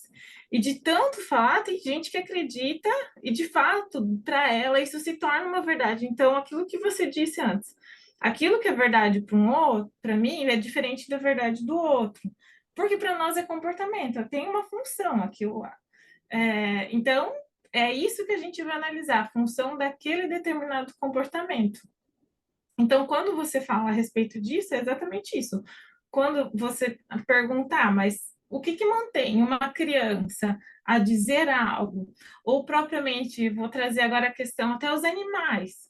Animais, quando fala assim, não é que mente, mas tem um instintivo. Por exemplo, existem animais que distorcem as cores. Existem animais que, por exemplo, aves, que quando elas escondem os alimentos e disfarçam para que os outras aves vão embora e depois ela pode se apropriar daquele alimento sozinha, como uma forma de sobrevivência. Então, tudo tem uma função. No caso de um animal, no caso de uma criança, no caso de dizer uma verdade, uma mentira, é a função que a gente dá para aquilo. Professora, se você puder complementar. Não estamos te ouvindo, professora. Né? Eu diria que o mais importante a ser analisado aí é a consequência ao comportamento. Então, a Michelle até colocou aqui uma observação, né, na mentira enquanto fuga ou esquiva. Então, na verdade, o que você estava fazendo quando você era criança era se esquivar de uma consequência que poderia ser ainda pior. Ou seja, você estava numa situação ruim, você estava numa situação aversiva, né? Porém, estava sendo sinalizado ali, olha, a sua situação pode ficar mais aversiva ainda, né, caso você revele a verdade. Então, o que você fazia era se esquivar de uma possível realidade ainda piorada, né, que é o que normalmente as pessoas fazem quando elas se comportam por reforço negativo, que é aquele comportamento que é mantido, né, ou até aumentado em consequência, para fazer com que a gente ou fuja ou se esquiva ou fuja ou se esquive de uma realidade que já está presente, né, como aversiva, ou que está se configurando como uma realidade que pode vir a ser aversiva. Então, eu sempre dou esse exemplo para os meus alunos, né? Você tem, por exemplo, aquele aluno que estuda porque ele tem o prazer de estudar, né? Então, aí no caso, ele não precisa fazer mais nada a não ser estudar, porque aumenta os conhecimentos dele. Agora, você tem aquele aluno que estuda para poder fugir ou se esquivar de uma situação que é desagradável, né? Então, vamos supor que o aluno estude para evitar uma reprovação, né? Se ele está estudando para evitar uma reprovação, ele está fugindo da reprovação, né? Então, na verdade, aqui eu não estou fazendo uma análise da mentira, né? Mas eu estou fazendo uma análise da fuga, né? Porque a mentira, ela tem a função de fuga, né? Vamos supor, por exemplo, não estou falando da Monicelli, né? Estou falando teoricamente, né? Vamos supor que você tem uma namorada ou um amigo seu tem uma namorada que cobra muito de você demonstrações de afeto, né? Está sempre pedindo demonstrações de afeto, e daí você está sempre tendo que dizer, ah, eu te amo, eu te amo, eu te amo, eu te amo. Então, assim, esse eu te amo, né, que a princípio pode ser uma demonstração de afeto, um tato, né, em relação aos sentimentos que você realmente tem, que são genuínos em relação a essa namorada, caso ela se torne uma pessoa muito cobradora de manifestações de afeto, pode ser que esse eu te amo se transforme numa mentira, né, que equivale a dizer, né, me deixe em paz, né? Vou dizer aquilo que você quer ouvir para você parar de me cobrar, né? Então, apesar de ser exatamente o mesmo comportamento, dizer eu te amo, né, ele pode ter significados completamente diferentes, e no segundo caso ele pode ser uma mentira. Professor, eu tenho mais uma nesse contexto, posso falar? Pode, fique à vontade. Aproveitando esse ensejo que a Monicelli comentou sobre. Tudo bem, mentira ou verdade são comportamentos. A minha pergunta vai no sentido assim: vocês são, a maioria ou não, são estudiosos aí da análise do comportamento, seja na educação, ou no caso da Monticelli como terapeuta. Então, quando o paciente de vocês, ele apresenta um determinado comportamento que, em vista da sociedade, ele é anômalo, né? Ele é pejorativo, vamos dizer assim, vocês tendem, eu acho, se eu estiver errado, por favor, me corrijam. Vocês nunca vão dar a resposta para o paciente, né? É, vocês vão falar, olha, reflita. Você acha que esse comportamento é condizente com o padrão, não sei o que lá, e assim, assim, assado. E aí eu levo a seguinte situação, né? Pensando num caso em que uma mulher também ela sofre violência familiar do marido. E aí ela faz a terapia de análise do comportamento. E a terapeuta vai falar para ela, olha, a terapeuta nunca vai falar para ela, você tem que denunciar ele na delegacia da mulher, você tem que prestar queixa. E eu acredito que vocês vão falar para os pacientes, né? Olha, você não acha que é importante você procurar os seus direitos, você fazer uma denúncia? Quais são os aspectos positivos? Aí a mulher vai ficar pensando igual eu pensava quando era criança. Poxa vida, mas ele mantém a minha família. Sem ele, como é que eu vou dar comida para os meus filhos? Eu vou me sacrificar, eu vou continuar apanhando dele porque eu estou pensando nos meus filhos. Então, assim, essa é uma situação. Não é nem verdade e mentira de novo, mas é violência, né? Então, ela está modulando o comportamento pela consequência, né? Que foi o que vocês disseram, pela esquiva, né? Ou ela está se esquivando da verdade, do enfrentamento, de sair dessa situação de violência, porque ela tem medo, receio de como ela vai encarar a vida, de como ela vai sustentar os filhos. Então, essa é a primeira pergunta que eu tenho, né? A segunda pergunta. É assim, agora eu aproveitando de que eu estou num grupo de análise do comportamento, não sou profissional da análise do comportamento, que tipo de conduta eu posso levar na minha vida pessoal, profissional, quando eu me deparar com situações como essa? Como indivíduo mesmo, se eu tiver um amigo ou uma amiga que sofre violência, eu tenho que falar para ela, não, você tem que ir lá e denunciar, porque o cara não pode bater em você, ou eu tenho que agir segundo um método de análise do comportamento, fazer ela refletir sobre o assunto. O que é correto? Eu acho que como amigo, né, você tem que dizer, liga para o 180. né? Como amigo, o que você não pode fazer é obrigá-la a ligar para o 180.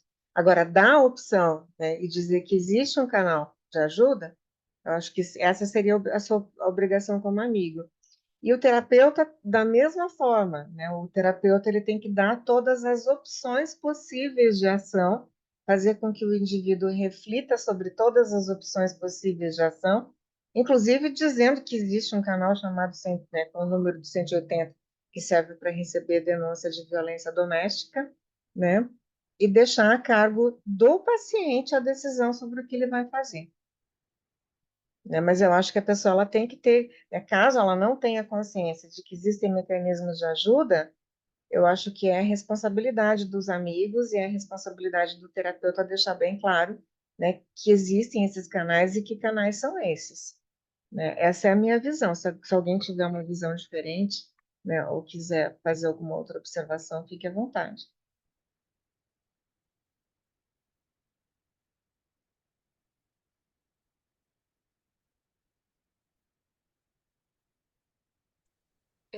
Assim, que nem a professora falou, eu acho que a necessidade de alertar. Dá para me escutar bem? Esqueci de perguntar. Sim, Dá. A necessidade de alertar, né? Lógico que existe, né? Mas aí vai depender da pessoa, né? O que ela vai decidir fazer, porque às vezes ela até sabe que ela tem que isso e tem que aquilo, só que o desespero, às vezes, a ansiedade pode fazer com que ela não enxergue exatamente o que tem que ser enxergado. Então, a pessoa alertar mais nesse sentido, para abrir a visão dela e tal, é válido, né? Mas agora o que ela vai fazer, né? Aí é mais da pessoa mesmo. Assim, eu queria comentar, agora desviando um pouquinho, no contexto mais educacional. Eu fiquei pensando ali com a discussão do Gilberto, né? E da prof. Ali eu sou formada em pedagogia, né? Então, quando eu dava aula, fiquei pensando nessas situações assim que eu tive que mentir, né, para os alunos. Mas não era por maldade e tal, né? São situações que acontecem, né, que às vezes a gente dizer a verdade pode acabar piorando ou levando para um outro caminho que a gente não quer, né? Que nem, por exemplo, alunos assim que têm muita dificuldade para aprender, né? E ou às vezes nem foi tanta dificuldade, mas aconteceu alguma situação ali e tal. Eles estão indo mal nas provas, nos trabalhos e tal, né? Aí tem alunos que já são tão acostumados a ouvir que, nossa, foi mal, você foi mal de novo, né? Sua nota foi péssima de novo. Então, assim, parece que eles já não ligam mais para isso, sabe? E não é esse o caminho que a gente quer, que eles vão acostumando com essas palavras. Você tá indo mal, você só vai mal, você só tirando para baixo, né? Não é isso. Então, às vezes, quando o aluno, por exemplo, ele tirava um pouquinho, ele ia assim um pouquinho melhor em algum trabalho, né? Tinha um desenvolvimento um pouco melhor, não que fosse aquela nota, aquele, né, o que a gente espera, né? Mas, às vezes, você dizer para o aluno: "Nossa, você foi bem melhor", não que ele tinha ido melhor, a gente acabou mentindo, né, mas já dava, assim, um estímulo para o aluno, né: "Olha, se você continuar estudando, na próxima prova ou no próximo trabalho, eu tenho certeza que você vai super melhor". Às vezes funciona, né, mas aí você vai ver o quanto que isso funciona, né, para continuar com isso ou não. Mas então, nesse caso, a mentira, se funcionar ali, pode ser algo benéfico para o aluno, né.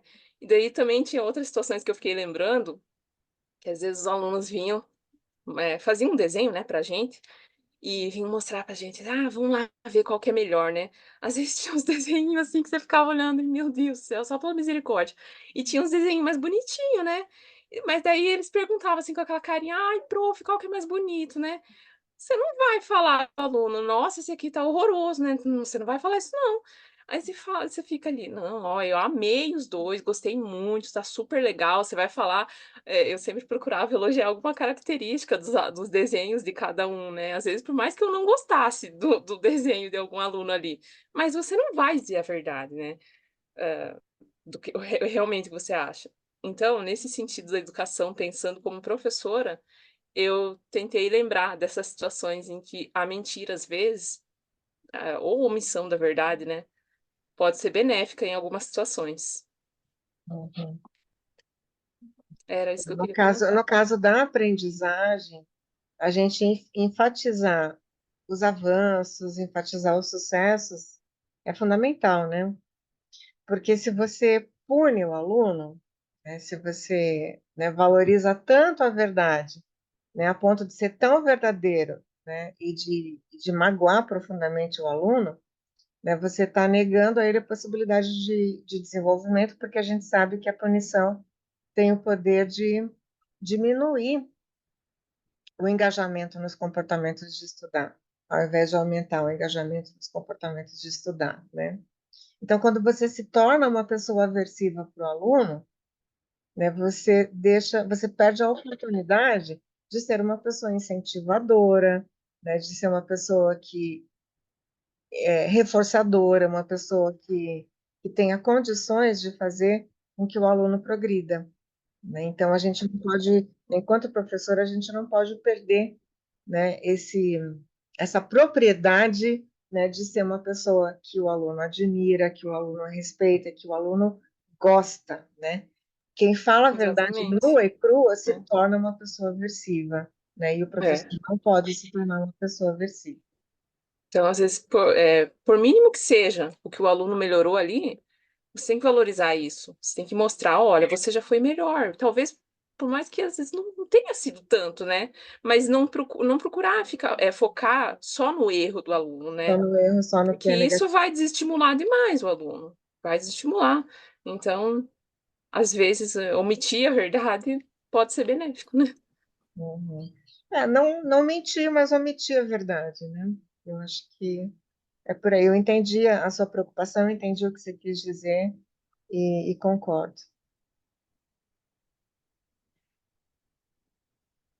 Oi, prof. Oi, Michele, tudo bem, querida? Posso falar um pouquinho? Fique à vontade. Eliciando muitos respondentes aqui, por falar. Então, eu queria só fazer um comentário que eu acho, enquanto eu estava ouvindo vocês falarem sobre isso, e que vai vir bem congruindo ali com o que a Paula falou, acho que vai fazer sentido para ela também, e quero que a prof fale mais para nós sobre isso, que é sempre muito bom ouvir a prof. Né? E eu fiquei pensando na função da mentira, claro, ela vai ser mantida pelas consequências, né? Ela vai sendo mantida pelas consequências, mas na função dela enquanto comportamento adaptativo ou desadaptativo, né? E ela, enquanto comportamento adaptativo, pensar no que ela traz de ganho para o grupo e para o indivíduo. Quando o Giba falou lá atrás da história da tia, né, que tinha aquela função, o fato de falar que o tio estava bem, tinha a função de evitar o aversivo, de casamento para ela e tudo. Então, eles perceberam que essa era uma função adaptativa que trazia ganho para o grupo. Pelo menos foi assim que eu pude observar um pouquinho.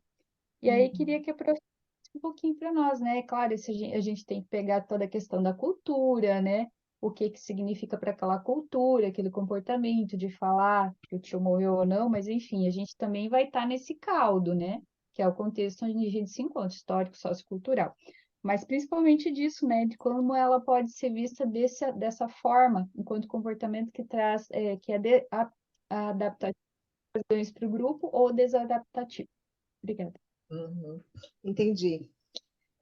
O comportamento, ele é sempre adaptativo no sentido de que ele tem sempre uma função. Isso eu tenho certeza que você já sabe, né? Mas quando você fala em comportamento desadaptativo, eu entendo como comportamento que traz sofrimento, né? Que traz algum tipo de conflito para o indivíduo, né? Ou para o grupo Perfeito. do qual ele faz parte, né? Isso mesmo, Então, nesse sentido. nesse sentido. Então, quando é um comportamento que traz algum tipo de sofrimento para o indivíduo ou para o grupo do qual ele faz parte, aí, nesse caso, é um comportamento que vale a pena ser trabalhado, né? Ser trabalhado, né, tanto educativamente falando, quanto terapeuticamente falando, né?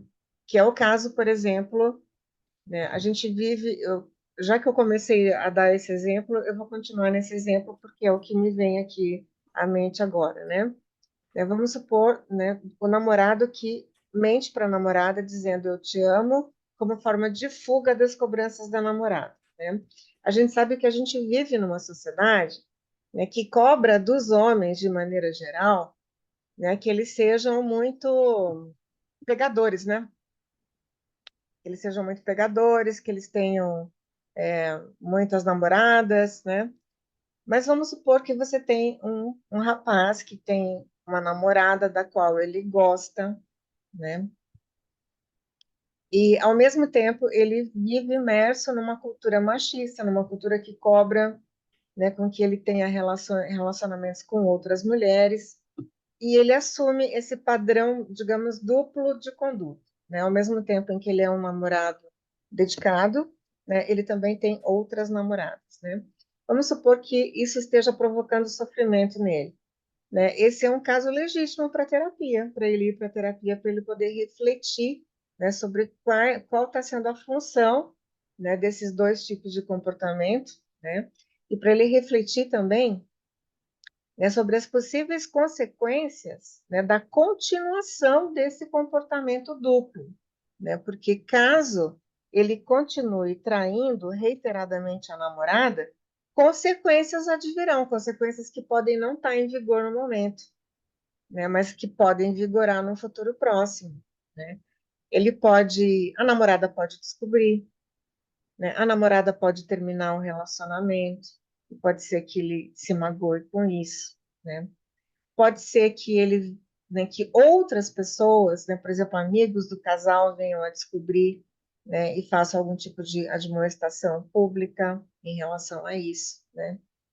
Então, toda vez que a gente se vê, né, diante de uma situação de conflito em que o sofrimento esteja presente, ou a antevisão desse sofrimento esteja presente, eu acho que é um objeto legítimo, né, de modificação de comportamento, sim.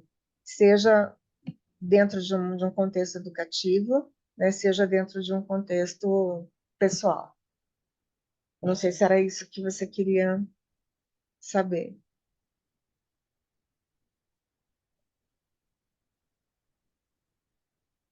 Muda. Sim, Pro, você veja, coloquei ali no chat para ver como a gente tem essa questão da literalidade das palavras também, né? O Sim. sentido do adaptativo é disso, do ganho para o grupo, né? Então, quando a gente fala lá em habilidades sociais, a gente fala, considera um comportamento habilidoso quando ele traz ganhos e benefícios para o grupo, ou por o sujeito ou para o grupo, né? Nesse Uhum. sentido mesmo. Mas sim, prof, sobre isso, né? Sobre essa função que tem de adaptativa, no sentido mesmo de modificar o ambiente ali para trazer ganhos para o sujeito É. ou para o grupo. Nesse exemplo que eu dei, inclusive, esse sujeito ele pode estar muito empenhado em mentir, justamente para não perder a namorada, né? Por um outro lado, ele também deve ter algum outro tipo de ganho em ter outros relacionamentos. Caso contrário, ele também não estaria empenhado, né, nesse padrão duplo de comportamento.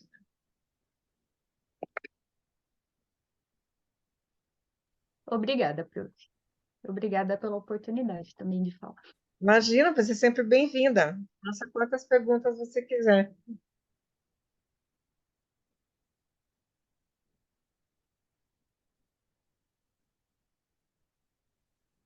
Viu? Só mais um comentário que eu lembrei aqui.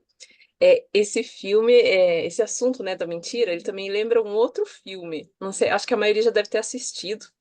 Ai, como é que é o nome desse filme? É com o Jim Carrey, que no caso é o contrário. Ele não consegue mentir. É muito engraçado. Eu acho que é um mentiroso, se não me engano. Não sei, não tenho Esse eu não certeza. vi. Não, mas então, no caso é o contrário. Ele só consegue dizer a verdade, só a verdade. E daí, tipo assim, o filme vai desenrolando é, quantas consequências ele acaba trazendo, assim, tipo, quanto embaraço ele acaba se metendo em um monte de confusão, um monte de situação embaraçosa por conta dele falar a verdade, né? Então ele mostra o quanto a verdade, às vezes, muitas vezes, né, na sociedade, pode acabar é, complicando as situações, né? Ou às vezes, por isso se opta não mentir, mas omitir, né? Só que lá ele não conseguia era o contrário, ele não conseguia dizer, mentir, ele só dizia a verdade. Me lembrei bastante desse filme também. Uhum. Eu me lembrei de uma cena desse filme que a gente estava assistindo, que a gente assistiu agora para analisar, né? Que é a cena em que o pai do Mark é surpreendido tentando roubar uma casa, né? Forçando a porta com o pé de cabra, né? Achando que a casa estava vazia e a casa não estava, né? Porque o dono da casa abriu a porta, surpreendeu o pai do Mark e frustrou os planos dele de roubar a casa, né? E é engraçado que ele ainda tenta escapar dizendo: Ah, eu simplesmente vou embora porque você não sabe meu nome. Daí o dono da casa perguntou o nome dele e ele falou, né? Quer dizer, é justamente o contrário do que a gente está discutindo aqui, né? A gente tende a falar as coisas que irão minimizar danos, né? Ou que irão gerar consequências não punitivas, né? É isso que a gente faz, a gente tenta sempre fugir ou se esquivar de consequências punitivas. E esse filme mostra como seria, né, uma realidade alternativa, né, em que as pessoas não tivessem essa habilidade, né, de poder fugir ou se esquivar de consequências ruins, né, de contingências aversivas, né, mas principalmente de consequências que fossem aversivas, né? Porque ele diz o nome dele, é só o dono da casa perguntar e ele responde o nome dele, né? Se ele tivesse ficado calado, o problema dele estaria resolvido, né? Mas com isso ele acabou sendo conduzido à prisão, né? Tem muita coisa para a gente falar, dá para falar sobre definição do que é mentira na psicologia, né? Ou fora da psicologia, né? Mas o fato é que aquela aquele entendimento que normalmente as pessoas têm, né, da mentira como alguma coisa, uma espécie de entidade interna ou mental que faz com que alguém seja mentiroso, né, na verdade pode ser explicado pelas consequências, pela interação, né, entre o sujeito e o seu meio ambiente, né, e pelas consequências do comportamento de mentir, né, caso ele se engaje nesse tipo de comportamento ou não, e que vão explicar a causa do mentir, né? Então, a gente não pode descrever, assim, identificar ou localizar uma entidade interna responsável pela mentira, né? Na verdade, a responsabilidade pela mentira está no tipo de interação que você tem com o seu meio, né? Esse tipo de interação naquele momento vai te trazer algum tipo de ganho, né? Vai te retirar de uma bananosa, digamos assim, né? Ou ela vai ser neutra, né? Ou ela vai impedir, né, que uma consequência ainda mais aversiva, né, caso alguma consequência aversiva já esteja presente, né? Ela vai fazer com que uma consequência ainda mais aversiva se apresente, né? Então, são todas perguntas que a gente tem que responder e que estão na relação ou na interação entre o sujeito e o seu entorno social, sempre. Professora, nesse Sim. contexto que a senhora acabou de dizer, me veio assim uma ideia, uma situação assim, ok, existe sempre a perspectiva da pessoa que está mentindo, do receptor. Mas e no caso de uma criança, que às vezes ela presencia uma cena em que ocorre uma mentira, mas é uma mentira, entre aspas, para proteger ela. Por exemplo, se existe um pai violento, abusivo, que Uhum, vai bater na criança porque ela vai mal na escola. Aí ele chega e pergunta para a mãe, como é que tá as notas do Luizinho? Aí ele fala, não, o Luizinho tá bem. Então ela sabe que se ela contar a verdade, o pai vai bater nela. E a criança está escutando aquele diálogo. Então, ela não está uhum. aprendendo que a mentira, ela tem os dois lados, né? Que a mentira está protegendo ele de apanhar. E mesmo se for uma criança que se esforça, por outro lado, ele está vendo que mentir, porque a mãe sempre fala, nunca minta. E aí, como é que a gente analisa a educação da criança nesse contexto? Que ela está vivenciando os dois lados da mentira. No caso, a mãe está dando o modelo de mentir, né? Ele está vendo a mãe mentir para o pai, né? Mas ele pode ser que eventualmente ele aprenda assim que a mentira pode protegê-lo de uma consequência aversiva pior, né? Porque são coisas que a gente aprende naturalmente na vida, né? A gente aprende que se a gente falar, né, que é importante falar a verdade, né, como princípio moral válido assim de maneira geral, né? Mas existem momentos em que, se você falar a verdade, né, consequências ruins podem advir dos mais variados tipos e nos mais variados contextos, né? E a gente aprende isso desde cedo, aprende enquanto é criança mesmo, né? Aprende, né, pela modelação, ou seja, vendo o modelo de um adulto mentindo, né? Ou pela própria experiência, né? Por exemplo, recebeu o boletim, né, com o pedido de assinatura do pai, né? Só que o boletim está cheio de nota vermelha, né? A criança pode, por iniciativa própria, mesmo que a mãe não esteja dando modelo nenhum de mentira, a criança ela pode, por iniciativa própria, tentar falsificar a assinatura de um dos dois, né? Pelo medo da consequência, né, que pode advir caso ela mostre o boletim para o pai e para a mãe. Professora, eu Sim. gostaria de... você pontuou nos diálogos a respeito de que as pessoas diziam verdades e que as pessoas, os receptores, pouco tinham reação frente a isso, né? Sim. E isso Curioso. Uhum. Isso era isso que eu fiquei pensando, porque nós somos condicionados, aquilo que vocês disseram antes, a verdade absoluta chega a ser desconfortável, assim como a mentira. Então, em alguns momentos, é melhor omitir, ou aquilo que a gente diz sobre, dentro das habilidades sociais, sobre comunicação assertiva, né? Uhum. Mas como funcionaria, o meu pensamento era isso, como seria neste mundo lidar esse receptor, porque em alguns momentos, olha, as pessoas diziam, olha, você é gordinho do nariz, como que era o nome? Nariz achatado? Era Nariz algo nesse... achatado, isso. Arrebitado. E tudo, estava tudo bem. Ou eu lembro da cena lá eles entrando e uma moça disse quando dizendo assim, eu me sinto inferiorizada por você. E a pessoa ouviu e ok, sabe? Como seria isso pensando no nosso mundo? Porque nós somos condicionados a lidar de uma maneira com relação à reação do outro. Como seria ouvir uma verdade que seja uma verdade, aquilo que vocês falaram antes, difícil, lidar com ela neste momento?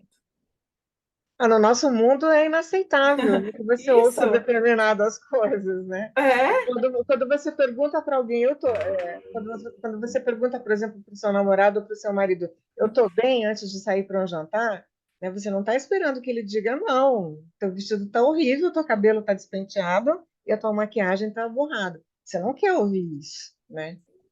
Você quer ouvir justamente o contrário, não? Tudo certo, vamos embora, vamos sair para o nosso jantar. Então, no nosso mundo, isso seria absolutamente inaceitável, né? Então, a gente aprende, eu diria que a gente aprende a discriminar, né? A gente passa por uma espécie de treino discriminativo, em que a gente aprende a discriminar, né, quais são as coisas aceitáveis, né, de serem faladas, de serem ouvidas, né, ao longo de toda a nossa história ontogenética, né? uhum, Toda a nossa isso. história de vida, permeada pelas regras culturais também. Uhum. Eu fiquei pensando nisso porque, por exemplo, para a pessoa chegar na terapia e dizer assim, olha, eu me sinto inferiorizada por determinada pessoa, é tempo para ela chegar a essa análise. Como seria, por exemplo, exatamente isso, ou lidar com essas verdades nesse momento, né? Porque aos poucos eu fiquei analisando, será que nós vivemos um mundo em que, ao lidar de maneira, eu falo assim, mais passiva, ou essa comunicação mais assertiva também, essa modulação nossa com relação ao comportamento, o que será que é verdade, o que será que é mentira, baseado nas nossas relações, né? Acho que depende muito do tipo de relação, né, do tipo de intimidade que você tem ou deixa de ter com a pessoa. No caso da terapia, isso é extremamente delicado, e daí, como eu não sou Uhum, terapeuta, eu não vou me atrever a responder, né? uhum, Mas qualquer tipo de verdade a ser dita em terapia não pode, né, prevalecer sobre a relação terapêutica, né? Não pode sim. destruir a relação terapêutica, né? Ela tem que ser preservada, caso contrário, você perde a oportunidade de poder ajudar essa pessoa. Então, isso daí é uma coisa que eu deixo para os terapeutas responderem. Eu só estou com uma dúvida que tenha alguém chamado, está escrito Cecédio aqui, não tem o nome da pessoa, com a mão levantada. Você quer falar alguma coisa?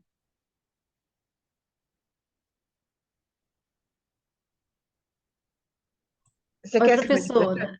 Sim, Oi? sim, é que está a CECEP, Educação, que eu entrei, fui entrar, ao invés de entrar com o meu e-mail, entrei com o e-mail da secretaria que eu deixo logado no Note. Ah, tá. Não, é só a gente debatendo, boa tarde a todos, né? Debatendo sobre a questão do análise do comportamento e falando sobre esses filmes que já foram citados. Eu me lembrei de um também que traz bastante reflexão sobre análise do comportamento, que é o filme com a participação de Leandro Hassum, que é o Político Honesto, né? Que fala bastante assim, enquanto o filme traz uma versão que enquanto ele falava as mentiras, né? As criancinhas vinham, abraçava, beijava, e ele usava um personagem ali bacana com a sociedade, ele se dava super bem. Aí teve uma questão lá no filme que a avó, acho que jogou a mandinga, uma coisa assim, e ele, a partir daquele momento, passou a falar a verdade. Ele queria mentir para a população, mas ele não conseguia. Ele ia verbalizar e só saía as verdades. E ele se deu Uhum. mal, assim, ele se deu bem mal na história, no enredo do filme. Foi Então o a gente contrário. Aham. foi ao contrário. Ele queria falar uma coisa que enaltecesse ele enquanto, né, cidadão lá das políticas dele e saía a verdade. E isso prejudicou ele ferrenhamente, que no fim ele se deu muito mal. Então eu falei assim, o quanto a mentira, né, o comportamento da mentira, em algum sentido, pode possibilitar e o quanto a verdade em nossa sociedade corrompida pode prejudicar. Sim. Aí eu gostaria que a senhora contribuísse um pouco mais, porque a gente entende assim, que na nossa sociedade tão, né, corrompida, às vezes, uma mentira tem mais valor do que uma verdade. Uhum. E sabe uma coisa que me vem também à tona quando você fala isso? É o fato de que algumas profissões na nossa sociedade estão mais associadas à mentira, né? A Sim, profissão de político é uma delas, né? é, É como se, socialmente falando, a gente aceitasse, né, que alguns profissionais fossem mais mentirosos do que outros, como um sim, político, um publicitário, um advogado, né? Então, você aceita que um advogado minta para defender o seu cliente, você aceita que um publicitário fale absurdo sobre um produto lá só para poder vender, né? Você admite que um político se auto-enalteça desnecessariamente para conseguir votos, né? Então, eu não sei se eu utilizaria o termo sociedade corrompida, mas é como se a gente aceitasse mais naturalmente as mentiras em algumas profissões do que em outras, né? Já para um terapeuta seria inadmissível um terapeuta mentiroso, né? Por quê? Porque você tem que ter uma relação terapêutica saudável, você tem que ter principalmente confiança no teu terapeuta, né?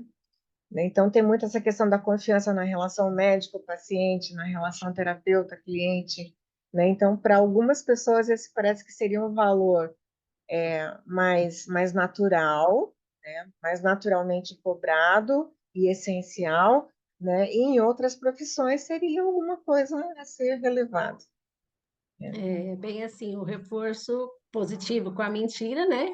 E o reforço negativo em falar a verdade. É essa questão que eu queria levantar e que É. não se deve ser aceitável, né? Mas a gente acaba, muitas vezes, vivenciando essas situações. Mas é por isso que eu gosto de discutir filme, porque a gente acaba refletindo sobre várias coisas que normalmente a gente não refletiria, né? Giba, você está com a mão levantada. Sim, na verdade, eu ia trazer mais um contexto, talvez vocês achem que não tem nada a ver, mas olhando assim a grosso modo, essa realidade, essa sociedade do filme, talvez a que mais se aproxime dela seja esse ambiente de pós-graduação estrito sensu, né? Ou pós-graduação, eu sempre falo para os meus alunos de TCC, né? Eu falo assim, olha, quem vem assistir a sua defesa de TCC? Aí ele falou, ah, minha mãe. Eu falei, você explicou para sua mãe que a banca vai falar 99% do tempo, vai criticar você? Não que a crítica seja mentirosa, né? Pelo contrário, vai falar as verdades do trabalho. E geralmente as mães não entendem isso na apresentação de TCC, né? Ela fala, nossa, aquele professor odeia o meu filho, mas na verdade é o nosso modus operandi, que a gente, na academia, a gente tem o perfil de ser 99% crítico, e isso para a gente é normal. Então, dizer a verdade, é lógico, e não machucando o aluno, seja de graduação ou pós-graduação, mas que o trabalho dele está deficitário, e a gente pontuando isso parágrafo por parágrafo, lembra um pouco esse contexto do filme, que eu acho que é o que mais se aproxima, porque ali a gente tende a dizer a verdade mesmo, seja na qualificação. Eu É parei para verdade. pensar e falei, acho que eu vou levar isso, né, pro pessoal. Uhum. Concordo com a sua análise. Uhum.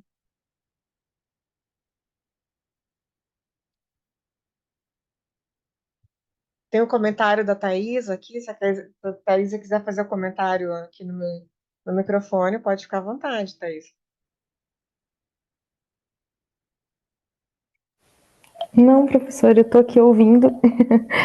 E aí eu fui escrevendo, ouvindo vocês, né?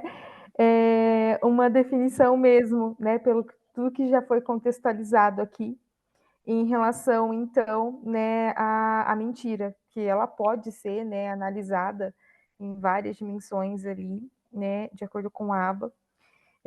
Dentro principalmente da análise funcional, eu acredito, né? A gente consegue ver como mantém ou não esse comportamento que tanto foi discutido aqui por meio da análise funcional, em diversos exemplos que vocês, né, acabaram apontando como uma, assim, ouvindo, né, uma questão, eu mesmo na parte clínica, né, agora, uma justificativa para utilizar-se, né, falando bem senso, como uma justificativa para utilizar a mentira, né?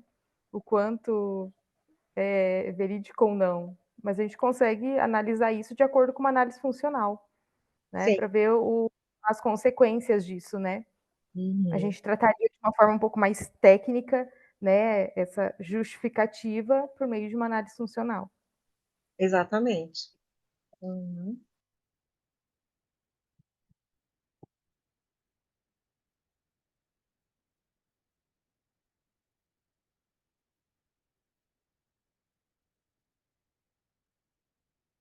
Tudo está sempre relacionado na análise do comportamento com uma análise funcional, né?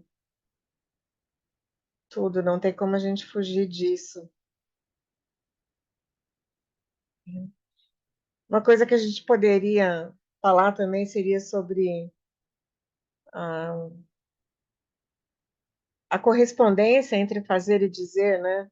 Na literatura analítica comportamental, é muito comum, né, que as pessoas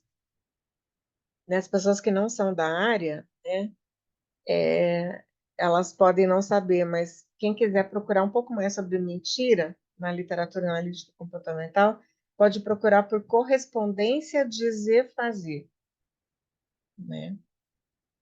Porque você mentir é justamente você ter um relato que não corresponde àquilo que foi feito, né? Então, quando a gente vai procurar em mecanismos de busca, né, em bases de dados, né, sobre mentira, nessa perspectiva, a, o descritor, né, o estrig de busca correto seria a correspondência dizer-fazer. O link da chamada, tem alguém perguntando sobre o link da chamada, já passou algumas vezes, é só você subir aí um pouquinho que você encontra.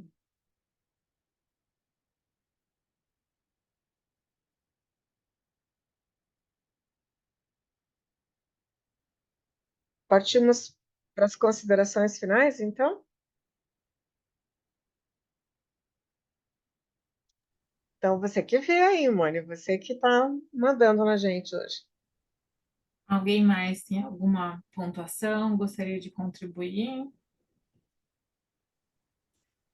Então, gostaria de compartilhar, então, quem tem interesse sobre os nossos próximos eventos, nossas próximas datas, que procure então as redes sociais, o Facebook e o Instagram, que vão ter então as novas datas dos próximos encontros também. Lembrando, quem ainda não preencheu a lista de presença lá com o nome, o e-mail, por favor, entre no chat, tem ali o link para vocês estarem preenchendo. E aí queremos agradecer então a presença de todos. Espero que tenha sido uma tarde proveitosa para todos e aguardamos vocês para o nosso próximo encontro.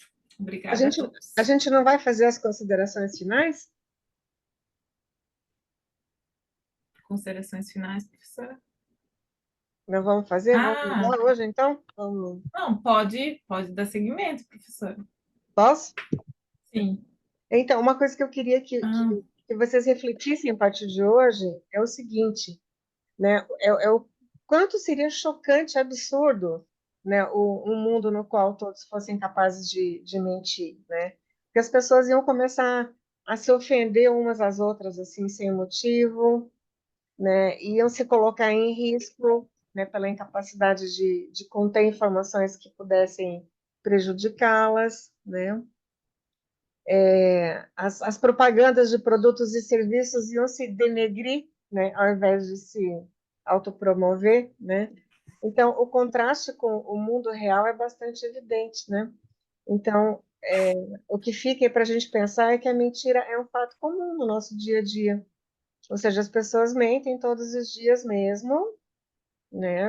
Dá até para fazer uma pesquisa sobre isso e verificar aí quantas vezes por dia, né, em média, quantas vezes por dia uma pessoa mente, né, nas suas interações sociais, e que enganar, ocultar, distorcer ou esticar a verdade, né, surpreendentemente ou não, faz parte do repertório verbal de praticamente qualquer ser humano, né? Mas mesmo assim, a mentira continua sendo percebida como uma coisa negativa, né, como um comportamento indicador de má índole, né, ou de falta de caráter, né?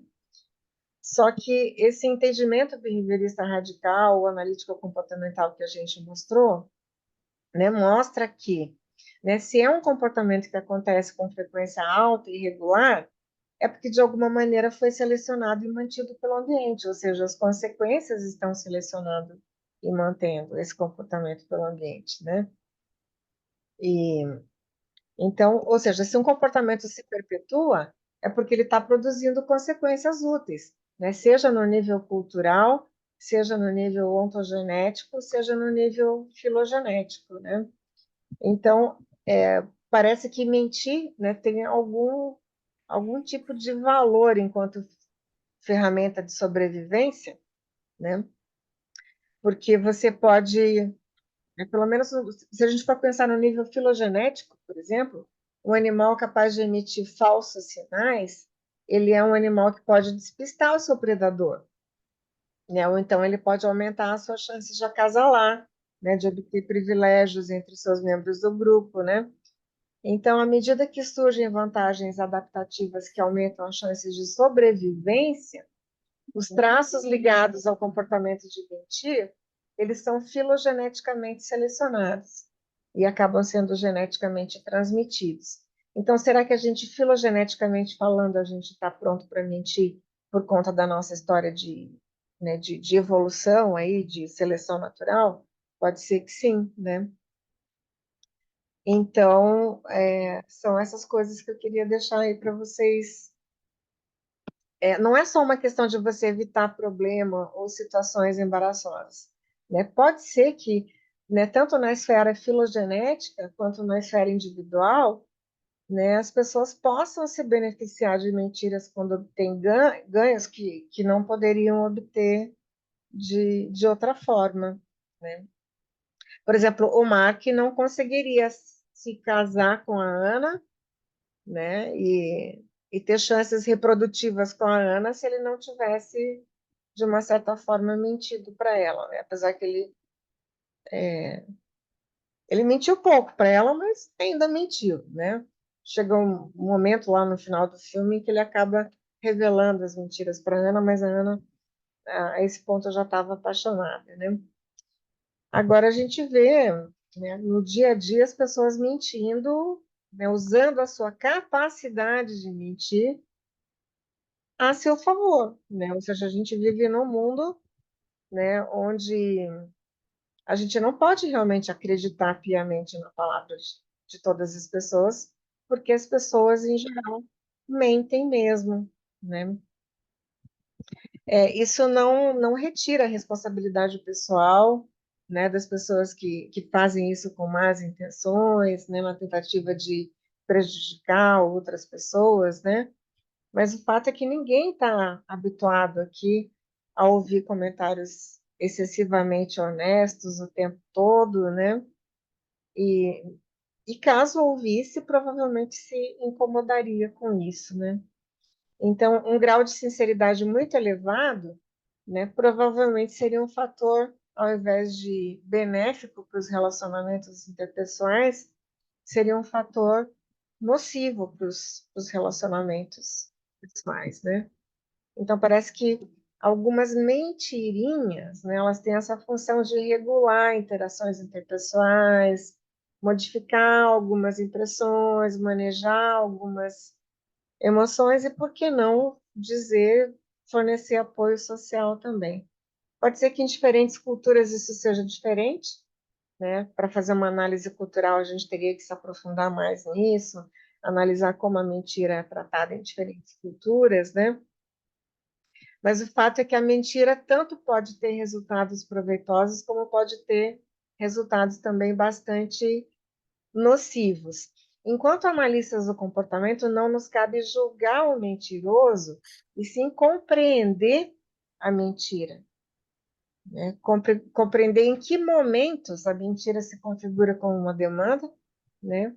E, caso possível, modificar as contingências que levam ao comportamento de mentir, né? Então, enquanto reflexões finais, são essas que eu gostaria de fazer.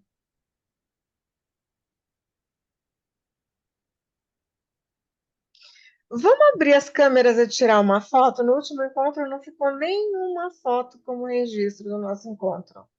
Hoje eu vou Professora, querer.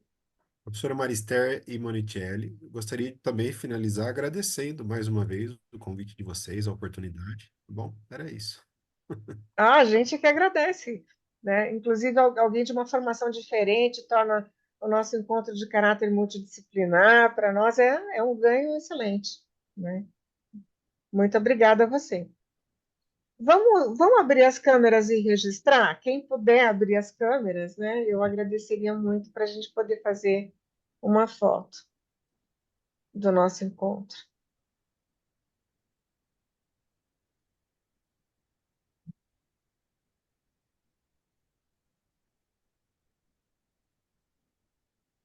É isso aí, o pessoal está abrindo as câmeras. Vamos ver se mais gente abre.